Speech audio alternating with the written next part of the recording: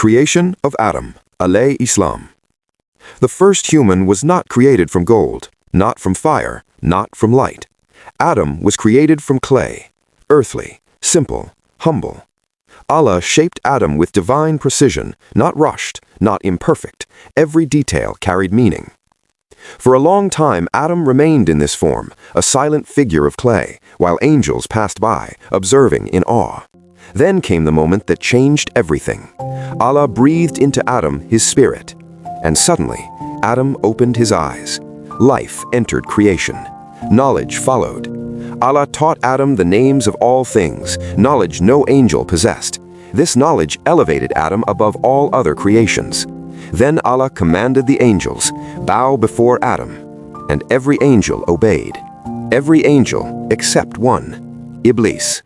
Arrogance filled his heart. Pride blinded him.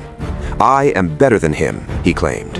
I was created from fire. He was created from clay. In that moment, arrogance defeated obedience, and history witnessed its first rebellion. Adam stood honored. Iblis fell disgraced. Two paths were drawn, humility and arrogance.